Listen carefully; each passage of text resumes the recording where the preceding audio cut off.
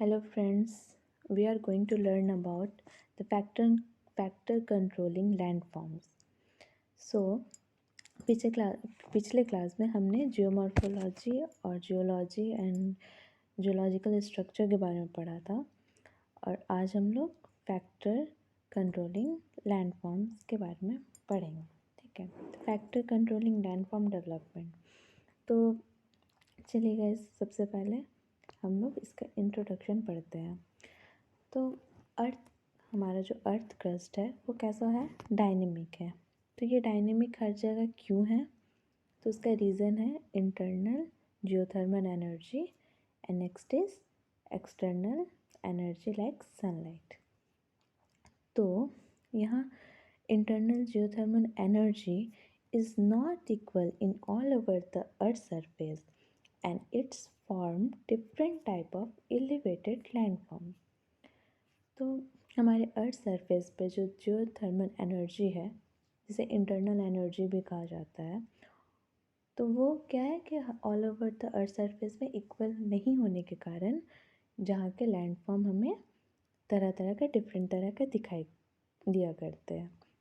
Next है external energy. तो ये डिपेंड किस पर करता है, सनलाइट पर। सनलाइट पर एक्सटर्नल एनर्जी डिपेंड करता है, जिसके कारण क्या क्या होता है, वेदरिंग होता है, मास मूवमेंट होता है, इरोजन होता है। तो ये सारे प्रोसेस के कारण क्या होता है, हमें क्या देखने मिलता है, change the structure of landform. तो डिफरेंट टाइप के लैंडफॉर्म के स्ट्रक्चर हमें देखने को मिलते हैं, ये एक्सटर्नल एनर्जी और इंटरनल एनर्जी के कारण। Next, factor which are controlling land form development. तो वो क्या क्या है? सबसे पहला है क्लाइमेट, नेक्स्ट है mineral composition, next third one is structure, fourth one is process, fifth is relief and sixth is time and seventh one is energy. This are the factor which is controlling land form development. तो ये कितने हैं, 7 तरह के factors हैं जो landform development कराते हैं और जो इफ़ेक्ट करते हैं लैंडफॉर्म डेवलपमेंट में। तो चलो फ्रेंड्स, आज हम लोग स्टार्ट करते हैं। The first factor is climate. पिछली क्लास में हमने पढ़ा था कि क्लाइमेट किस तरह से जियोलॉजिकल स्ट्रक्चर में इफ़ेक्ट करता है। तो इसका सबसे बड़ा रीज़न है क्लाइमेट में कि दो मेन थिंग है, इम्पॉर्टेंट फैक्टर है क्लाइमेट के। वो क्या है, टेम्परेचर और प्रेसिपिटेशन, जो कि rate and type of weathering को कंट्रोल करता है। तो ये टेम्परेचर और प्रेसिपिटेशन पूरी तरह से वेदरिंग को इफ़ेक्ट करता है।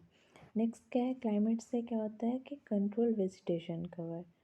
जहाँ का क्लाइमेट अच्छा रहता है तो वहाँ हमें इजीली अच्छे वेजिटेशंस देखने मिलते हैं, और जहाँ का क्लाइमेट एकदम रेनफॉल कम रहता है, टेम्परेचर हाई रहता है, तो वहाँ किस तरह के लैंडफॉर्म देखने मिलते हैं, डिजर्टिक। ओके, और क्या है, क्लाइमेट क्या करता है, ये इन्फ्लुएंस करता है किस पे, इफेक्टिवनेस ऑफ इरोजन प्रोसेस पर। ये डायरेक्टली इरोजन प्रोसेस पर इफ़ेक्ट करता है। ओके, अब हम लोग क्लाइमेट से होने वाले वेदरिंग के बारे में पढ़ेंगे, जिसमें कि 3 तरह के वेदरिंग होते हैं, chemical weathering, physical weathering and biological weathering. तो मेनली यहाँ हम लोगों को क्या पढ़ना है, chemical weathering and physical weathering. तो नॉर्मली केमिकल वेदरिंग कहाँ सबसे ज़्यादा होता है, वो होता है वार्म एंड मॉइस्ट क्लाइमेट में, जहाँ temperature and humidity more rapid, मतलब ज़्यादा होता है, जिसके कारण केमिकल वेदरिंग उन जगहों में ज़्यादा हुआ करते हैं। ये इस पिक्चर में आप लोग देख रहे हैं कि किस हिसाब से रेनफॉल हो रहा है, और रेन क्या हो रहा है, रेन का वाटर क्रैक पर घुस रहा है, जिसके कारण वो क्रैक को बढ़ा रहा है और वो रॉक को 2 पार्ट में तोड़ दे रहा है। तो ये हुआ केमिकल वेदरिंग। केमिकल रिएक्शन के कारण यहाँ क्या हो रहा है, केमिकल वेदरिंग हो रहा है। नेक्स्ट, वार्म मोस्ट क्लाइमेट में हम लोगों ने क्या देखा, केमिकल वेदरिंग। एंड नेक्स्ट है कोल्ड क्लाइमेट्स में क्या होता है, वहाँ पे फ्रॉस्ट एक्शन होता है। ये क्या होता है इन कोल्ड क्लाइमेटिक रीजन, ये जो कॉमन फॉर्म है वेदरिंग का, तो वहाँ पे फ्रीजिंग एंड थ्रोइंग होता है, फ्रीजिंग एंड थ्रोइंग।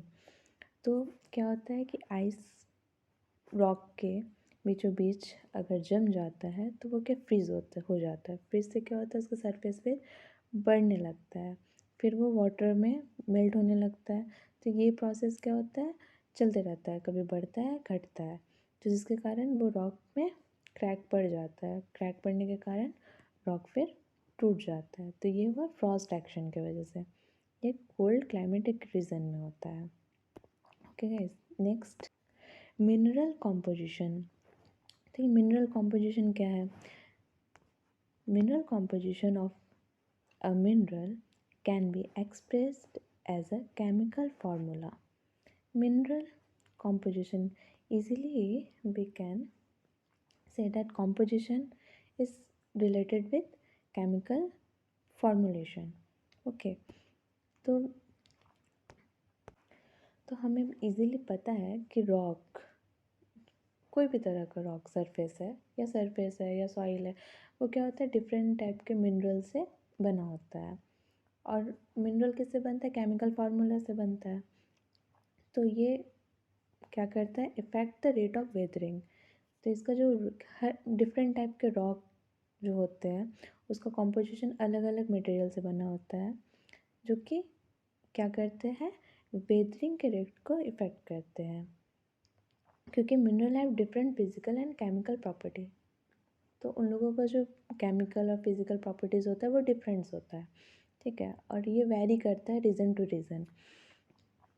तो यहाँ हम लोग एग्जांपल के तौर पर लेते हैं calcite in limestone and marble weather rapidly. ये क्या होता है? Calcite limestone region and marble में क्या होता है? वेदर्ड होता है रैपिडली, जो कि डिज़ोल्व हो जाता है एसिडिक वाटर पे। नेक्स्ट है क्वार्ट्ज, जो कि एक बिल्कुल भी रिएक्ट नहीं करता है, किसमें केमिकली रिएक्शन इसमें नहीं होता है। तो ये दो तरह के अलग अलग रॉक के प्रॉपर्टीज़ है। जो एक रॉक है जो कि इजीली डिज़ोल्व हो जाता है एसिड वाटर में, और क्वार्ट्ज है जो कि केमिकल या एसिडिक वाटर में इजीली डिज़ोल्व नहीं हुआ करता है। नेक्स्ट थर्ड पॉइंट इज़ और third factor is structure. Structure ये क्या होता है कि weathering result in the formation of rock particle of different sizes. तो जितने भी रॉक्स है या सॉइल है या फिर कुछ भी, वो क्या है कि उसका साइज़ क्या होता है? डिफरेंट होता है। वो डिफरेंट साइज के पार्टिकल से बने होते हैं। तो rock particle are smaller, total surface area per unit volume expose to weathering is greater, therefore rate of weathering is faster. तो यहाँ हम क्या समझ रहे हैं कि जिसका रॉक का जो पार्टिकल्स है वो स्मॉलर होता है, छोटे छोटे रॉक पार्टिकल्स जहाँ होंगे, तो वहाँ सरफेस एरिया क्या होगा? Per unit volume expose to weathering is greater. तो उस जगह में छोटे छोटे रॉक्स का क्या होगा? वेदरिंग बहुत ज़्यादा होगा according to big rock particles के इसमें कंपैरिजन में। तो देयरफॉर अब वेदरिंग इज़ फास्टर, तो वहाँ क्या होगा? वेदरिंग फास्टर होगा। क्यों? क्योंकि जो रॉक पार्टिकल्स हैं वो स्मॉलर होते हैं, और जिसके जिसके विंड या फिर रिवर वो इजीली उसको इरोड कर पाते हैं। तो ये क्या हुआ? Weathering is greater. और वहाँ क्या होता है? इरोजन भी इजीली होगा, और weathering, chemical weathering, physical weathering भी इजीली होगा। तो वहाँ का लैंड फॉर्म भी डिफरेंस हमें दिखेगा। फोर्थ फैक्टर इज़ प्रोसेस, जो कि डायरेक्टली लैंड फॉर्म को इफ़ेक्ट करता है। तो क्या क्या है? इरोजनल प्रोसेस और डिपोजिशनल प्रोसेस, हमने पिछली क्लास में पढ़ा था। इरोजनल प्रोसेस जो कि लैंडफॉर्म को इरोड करने का काम करता है, और डिपोजिशन मीन्स जो कि जमाव करने का काम करता है। एक इरोजनल प्रोसेस में क्या होता है? कटाव होता है, और डिपोजिशनल प्रोसेस में क्या होता है? जमाव होता है। ये दोनों ही क्या करते हैं? ये शेप और कैरेक्टर ऑफ लैंडफॉर्म को चेंज करते हैं। लैंडफॉर्म के शेप और कैरेक्टर को चेंज करने का काम इन दो प्रोसेसों के कारण होता है। क्या क्या है? इरोजनल प्रोसेस और डिपोजिशनल प्रोसेस। एक एग्जांपल के तौर पर हम लोग देखते हैं डेल्टा और अलुवियल फैन। इसके बारे में तो आप लोगों ने पढ़ा ही है। तो इन लोगों का जो प्रोसेस है, इरोजनल प्रोसेस और डिपोजिशनल प्रोसेस, वो सेम नहीं है। किसी डेल्टा का इरोजनल प्रोसेस किसी का हाई है तो किसी का डिपोजिशनल हाई है, तो जिसके कारण इसका जो एंड प्रोडक्ट होता है वो हमें अलग अलग तरह का देखने मिलता है। डेल्टा का स्ट्रक्चर अलग दिखता है और अलुवियल फैन का स्ट्रक्चर अलग दिखता है। ठीक है, तो ये किसके कारण होता है? ये दो प्रोसेस के कारण, इरोजनल प्रोसेस के कारण और डिपोजिशनल प्रोसेस के कारण, क्योंकि वो हर एक जगह पे एक तरह के नहीं होते हैं, सब डिफरेंट होते हैं। Next point is relief. तो रिलीफ क्या है? Relief is the difference between highest and lowest elevation of an area. तो रिलीफ क्या है? जो हाईएस्ट एंड लोवेस्ट एलिवेशन है वो एरिया का। ठीक है, तो एक एग्जांपल के थ्रू पर हम लोग पढ़ते हैं। वो क्या है? हिमालय एंड अरावली का एग्जांपल लेते हैं। तो आप लोगों को पता है कि हिमालय तो ग्रेटर पीक है ही, और अरावली अभी क्या है, वो अब धीरे धीरे अरावली माउंटेन क्या है? वो एक अवशिष्ट पर्वत है। तो landform development is faster in Himalaya region than Aravalli region because there is more relative relief, so their erosion mass movement etc is higher than Aravalli region। तो हिमालय और अरावली में क्या डिफरेंसेस है? तो लैंडफॉर्म डेवलपमेंट इज़ फास्टर कहाँ होगा? हिमालय रीजन में। क्यों? क्योंकि उसका रिलीफ ज़्यादा है, रिलेटिव रिलीफ ज़्यादा होने के कारण यहाँ हिमालय में लैंडफॉर्म का डिफरेंसेस हमें ज़्यादा दिखेगा, क्योंकि वहाँ पर इरोजन मास मूवमेंट ये सारी जितनी भी एक्टिविटीज़ हैं वहाँ अरावली के कंपैरिजन में हिमालय में ज़्यादा होता है। Next factor is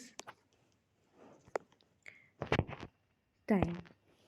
some landscape feature can develop rapidly, other quite slowly over long geological interval।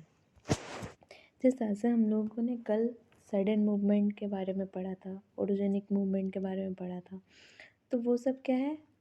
External और इंटरनल एनर्जी के कारण हो रहा था, जिसको एक्सोजेनेटिक फोर्स और इंडोजेनेटिक फोर्स के रूप में हम लोग पढ़ा था। तो टाइम क्या है? वो भी काफ़ी मैटर करता है लैंडफॉर्म डेवलपमेंट के लिए।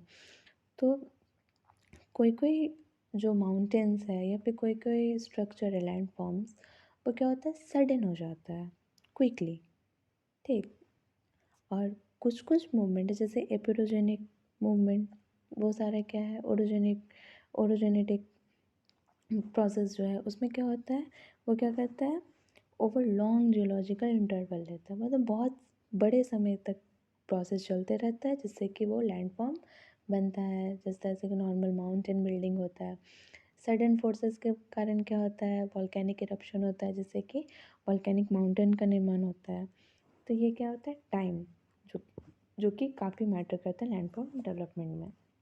Next one is energy. तो एनर्जी भी अभी हम लोगों ने पढ़ा क्या क्या होता है, इंटरनल और एक्सटर्नल एनर्जी। इंटरनल एनर्जी आपको पता है क्या है? जियोथर्मल एनर्जी, जिसे कन्वेक्शन करंट भी कहते हैं, जो कि मेंटल में पाया जाता है। इससे क्या होता है? Fault mountain building, rift formation, volcanism होता है, जिसके कारण लैंडफॉर्म डेवलपमेंट होता है। Next external energy. तो एक्सटर्नल एनर्जी आपको पता है क्या क्या होता है? सोलर रेडिएशन होता है, जिसके कारण विंड, रेनफॉल, स्नोफॉल, रिवर, सी वेव, हाइड्रोलॉजिकल साइकिल के कारण क्या होता है कि एक्सटर्नल अर्थ सरफेस पर हमें डिफरेंट टाइप के एजेंट से नए नए आकृतियों का निर्माण होता है उनके वजह से। जिस तरह से हम लोगों ने पढ़ा था इरोजन, ट्रांसपोर्टेशन, डिपोजिशन, ये सारे क्या होता है एक्सटर्नल एनर्जी और एक्सटर्नल फोर्स के कारण होता है। और ये सारे एजेंट क्या कहते हैं, विंड, रेनफॉल, विंड और रिवर, वेव, इन सब के कारण क्या होता है कि पृथ्वी के सरफेस पर हमें डिफरेंट टाइप के सरफेस और लैंडफॉर्म देखने को इजीली मिलते हैं। और अर्थ पर ये एक्सटर्नल और इंटरनल एनर्जी का काफ़ी प्रभाव पड़ता है, ठीक है, जिसके कारण अनइवन स्ट्रक्चर हमें ऑल ओवर वर्ल्ड और पूरे अर्थ पर अलग अलग तरह की आकृतियाँ देखने को मिलती हैं। सो फ्रेंड्स, आज हमने इन 7 फैक्टर्स के बारे में पढ़ा, जो कि क्या क्या था आपका। फर्स्ट था climate, next one is mineral composition, third one is structure, fourth one is process, fifth one is relief, sixth is time and seventh one is energy. तो एक छोटे ब्रीफ में अगर कहा जाए तो क्लाइमेट क्या करता है, टेम्परेचर और प्रेसिपिटेशन के कारण क्या होता है कि क्लाइमेट की वजह से लैंडफॉर्म में हम लोग अलग अलग तरह के वेदरिंग देखने मिलता है, केमिकल वेदरिंग, फिजिकल वेदरिंग, जिससे कि लैंडफॉर्म अलग ही देखने को मिलता है। नेक्स्ट है मिनरल कंपोजिशन। तो हमें पता है कि रॉक, डिफरेंट टाइप के रॉक्स मिलते हैं जिसका जिसका अलग अलग मिनरल से वो बना होता है, जिसके कारण हमें वहाँ भी वेदरिंग अलग अलग फॉर्म में देखने मिल रहा है। स्ट्रक्चर भी सेम है, ये भी बहुत इम्पोर्टेंट रोल प्ले करता है। उसके रॉक पार्टिकल का जो स्मॉलर और बिगर पार्ट होता है, जिससे कि वेदरिंग, जहाँ जिस रॉक का स्मॉलर पार्टिकल से बना होता है वहाँ पे क्या होता है कि वेदरिंग फास्टर होता है। Next one is relief. Relief क्या होता है कि एलिवेशन जहाँ हाई होता है वहाँ हमें ये सारा प्रोसेस, वेदरिंग, मास बास्टिंग, इरोजन, ये सारा ज़्यादा देखने को मिलता है। और next one is time. Time क्या होता है कि जियोलॉजिकल इंटरवल हमें देखने को मिलता है, कभी स्लो होता है, कभी क्या होता है कि लैंडस्केप फीचर रैपिडली होने लगता है। सब ये किसके कारण होता है, इंटरनल और एक्सटर्नल फोर्सेस के कारण होता है, एनर्जी। तो आज के लिए बस इतना ही गाइस। आज हमने कंप्लीट किया फैक्टर कंट्रोलिंग लैंडफॉर्म डेवलपमेंट। तो अगर आपका कोई क्वेरी हो, कुछ भी हो, क्वेश्चंस पूछना हो तो आप हमें कमेंट कर सकते हैं। Thank you.